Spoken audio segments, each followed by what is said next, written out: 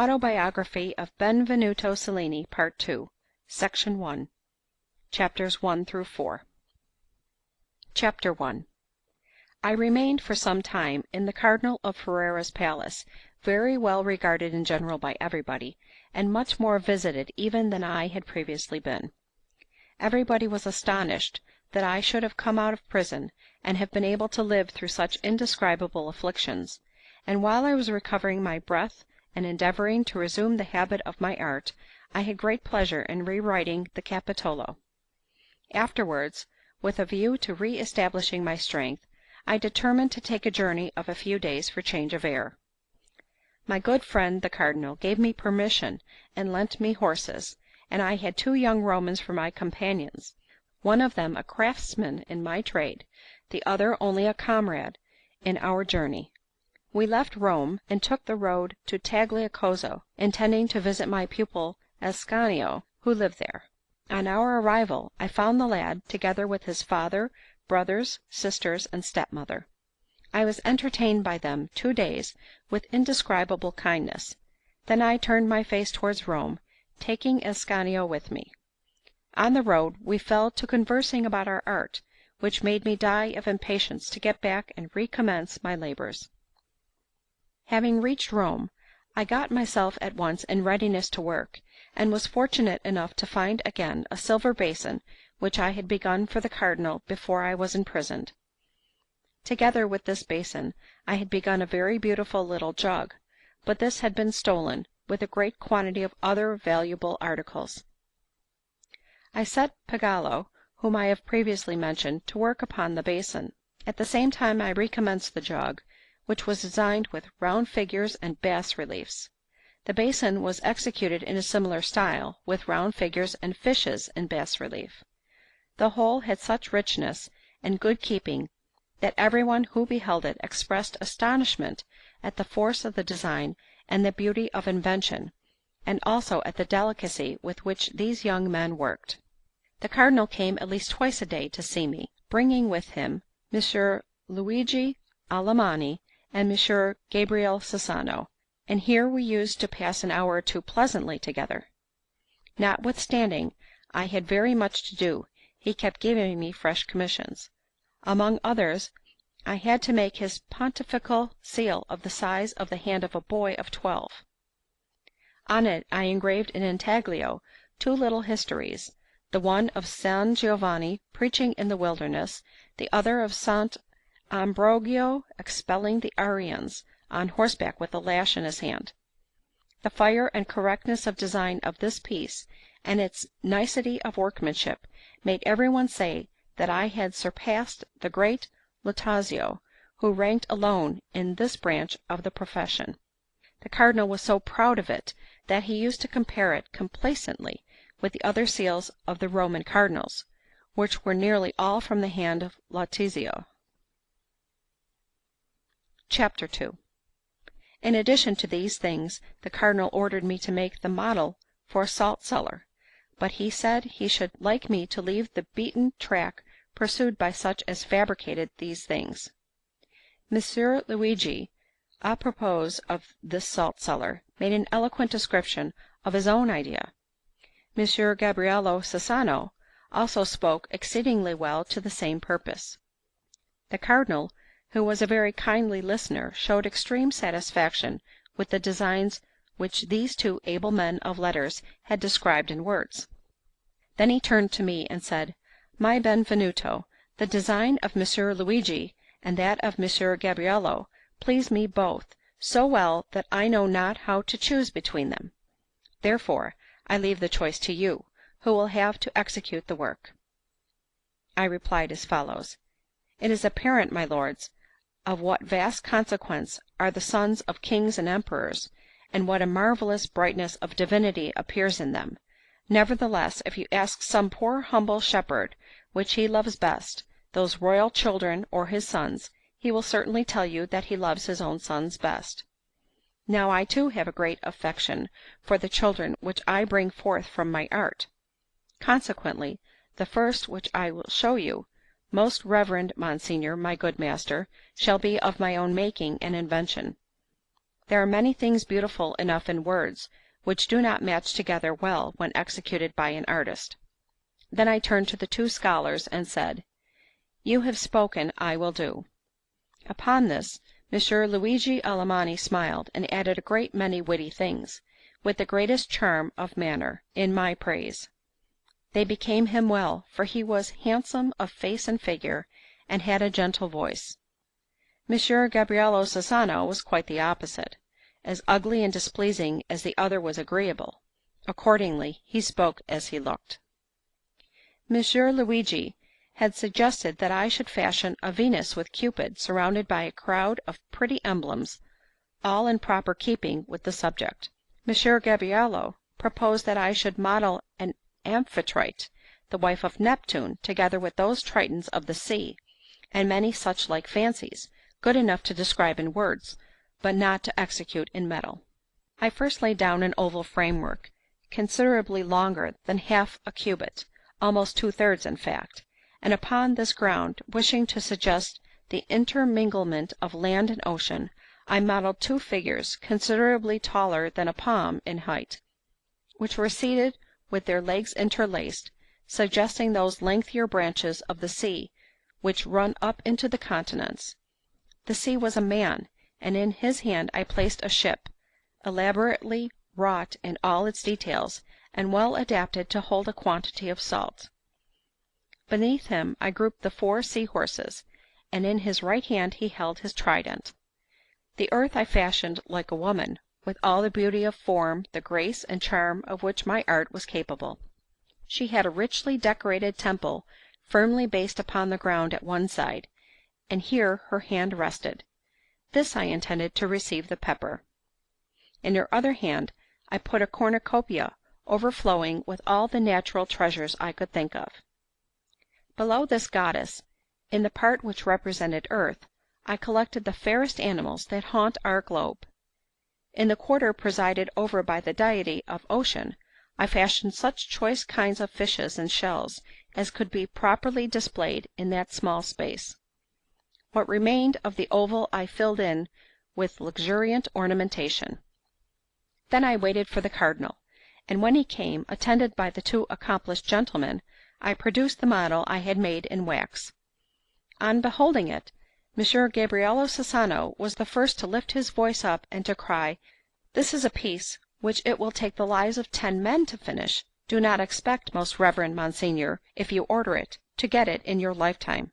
Benvenuto, it seems, has chosen to display his children in a vision, but not to give them to the touch, as we did when we spoke of things that could be carried out, while he has shown a thing beyond the bounds of possibility." Messer Alamanni took my side, but the cardinal said he did not care to undertake so important an affair. Then I turned to them and said, "Most reverend Monsignor, and you, gentlemen, fulfilled with learning, I tell you that I hope to complete this piece for whosoever shall be destined to possess it, and each one of you shall live to see it executed 100 times more richly than the model. Indeed, I hope that time will be left me to produce far greater things than this." The cardinal replied in heat, "Unless you make it for the king, to whom I mean to take you, I do not think that you will make it for another man alive." Then he showed me letters in which the king, under one heading, bade him return as soon as possible, bringing Benvenuto with him. At this I raised my hands to heaven, exclaiming, "Oh, when will that moment come, and quickly?" The cardinal bade me put myself in readiness, and arrange the affairs I had in Rome. He gave me 10 days for these preparations. Chapter 3. When the time came to travel, he gave me a fine and excellent horse. The animal was called Tornon, because it was a gift from the Cardinal Tornon. My apprentices, Pagolo and Ascanio, were also furnished with good mounts.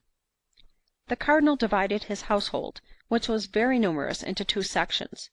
The first, and the more distinguished, he took with him, following the route of Romagna, with the object of visiting Madonna del Loreto, and then making for Ferrara, his own home. The other section he sent upon the road to Florence. This was the larger train. It counted a great multitude, including a flower of his horse. He told me that if I wished to make the journey without peril, I had better go with him, otherwise I ran some risk of my life. I expressed my inclination to his most reverend lordship to travel in his suite. But having done so, since the will of heaven must be accomplished, it pleased God to remind me of my poor sister, who had suffered greatly from the news of my misfortunes. I also remembered my cousins, who were nuns in Viterbo, the one abbess and the other camerlinga, and who had therefore that rich convent under their control. They too had endured sore tribulation for my sake, and to their fervent prayers I firmly believed that I owed the grace of my deliverance by God. Accordingly, when these things came into my mind, I decided for the route to Florence. I might have travelled free of expense with the Cardinal or with that other train of his, but I chose to take my own way by myself. Eventually I joined company with a very famous clockmaker called Maestro Cherubino, my esteemed friend. Thrown together by accident, we performed the journey with much enjoyment on both sides. I had left Rome on Monday in Passion Week, together with Pagolo and Ascanio. At Monte Rossi we joined the company which I have mentioned. Since I had expressed my intention of following the Cardinal, I did not anticipate that any of my enemies would be upon the watch to harm me. Yet I ran a narrow risk of coming to grief at Monte Rossi, for a band of men had been sent forward, well armed, to do me mischief there. It was so ordained by God that while we were at dinner, these fellows, on the news that I was not travelling in the Cardinal's suite, made preparation to attack me. Just at that moment the Cardinal's retinue arrived, and I was glad enough to travel with their escort safely to Viterbo. From that place onward I had no apprehension of danger, especially as I made a point of travelling a few miles in front, and the best men of the retinue kept a good watch over me. I arrived by God's grace safe and sound at Viterbo, where my cousins and all the convent received me with the greatest kindness. Chapter 4. I bought a new pair of stirrups, although I still hoped to regain my good pad by persuasion, and since I was very well mounted, and well armed with shirt and sleeves of mail, and carried an excellent arquebus upon my saddle-bow, I was not afraid of the brutality and violence which that mad beast was said to be possessed of. I had also accustomed my young men to carry shirts of mail, and had great confidence in the Roman, who, while we were in Rome together, had never left it off, so far as I could see. Ascanio, too, although he was but a stripling, was in the habit of wearing one. Besides, as it was Good Friday, I imagined that the madnesses of madmen might be giving themselves a holiday. When we came to the Camollia gate, I at once recognized the postmaster by the indications given me, for he was blind of the left eye. Riding up to him then, and leaving my young men and companions at a little distance, I courteously addressed him: "Master of the post, if I assure you that I did not override your horse, why are you unwilling to give me back my pad and stirrups?" The reply he made was precisely as mad and brutal as had been foretold me. This roused me to exclaim: "How then? Are you not a Christian? Or do you not want upon Good Friday to force us both into a scandal?" He answered that Good Friday or the Devil's Friday was all the same to him, and that if I did not take myself away, he would fell me to the ground with a spontoon which he had taken up. Me and the arquebus I had my hand on. Upon hearing these truculent words, an old gentleman of Siena joined us. He was dressed like a citizen, and was returning from the religious functions proper to that day. It seemed that he had gathered the sense of my arguments before he came up to where we stood, and this impelled him to rebuke the postmaster with warmth, taking my side, and reprimanding the man's two sons for not doing their duty to passing strangers, so that their manners were an offence to God and a disgrace to the city of Siena. The two young fellows wagged their heads without saying a word, and withdrew inside the house. Their father, stung to fury by the scolding of that respectable gentleman, poured out a volley of abusive blasphemies, and levelled his spontoon, swearing he would murder me. When I saw him determined to do some act of bestial violence, I pointed the muzzle of my arquebus, with the object only of keeping him at a distance. Doubly enraged by this, he flung himself upon me. Though I had prepared the arquebus for my defence, I had not yet levelled it exactly at him. Indeed, it was pointed too high. It went off of itself, and the ball, striking the arch of the door and glancing backwards, wounded him in the throat, so that he fell dead to earth. Upon this the two young men came running out. One caught up a partisan from the rack which stood there, the other seized the spontoon of his father. Springing upon my followers, the one who had the spontoon smote Pagolo the Roman first above the left nipple. The other attacked a Milanese who was in our company, and had the ways and manners of a perfect fool. This man screamed out that he had nothing in the world to do with me, and parried the point of the partisan with the little stick he held. But this availed him naught. In spite of his words and fencing, he received a flesh wound in the mouth. Messer Cherubino wore the habit of a priest, for though he was a clockmaker by trade, he held benefices of some value from the Pope. Ascanio, who was well armed, stood his ground without trying to escape, as the Milanese had done, so these two came off unhurt. I had set spurs to my horse, and while he was galloping had charged and got my arquebus in readiness again, but now I turned back, burning with fury, and meaning to play my part this time in earnest. I thought that my young men had been killed, and was resolved to die with them. The horse had not gone many paces when I met them riding toward me, and asked if they were hurt. Ascanio answered that Pagolo was wounded to the death.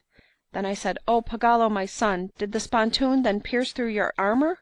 "No," he replied, "for I put my shirt of mail in the valet this morning." "So then, I suppose, one wears chain mail in Rome to swagger before ladies, but where there is danger, and one wants it, one keeps it locked up in a portmanteau? You deserve what you have got, and you are now the cause of sending me back to die here too." While I was uttering these words I kept riding briskly onward, but both the young men implored me for the love of God to save myself and them, and not to rush on certain death. Just then I met Messer Cherubino and the wounded Milanese. The former cried out that no one was badly wounded. The blow given to Pagolo had only grazed the skin, but the old postmaster was stretched out dead. His sons with other folk were getting ready for attack, and we must almost certainly be cut to pieces. Accordingly, Benvenuto, since fortune has saved us from this first tempest, do not tempt her again, for things may not go so favourably a second time. To this I replied, "If you are satisfied to have it thus, so also am I." And turning to Pagolo and Ascanio, I said, "Strike spurs to your horses, and let us gallop to Staggia without stopping. There we shall be in safety." The wounded Milanese groaned out, "A pox upon our peccadilloes! The sole cause of my misfortune was that I sinned by taking a little broth this morning, having nothing else to break my fast with." In spite of the great peril we were in, we could not help laughing a little at the donkey and his silly speeches. Then we set spurs to our horses, and left Messer Cherubino and the Milanese to follow at their leisure. Section 2.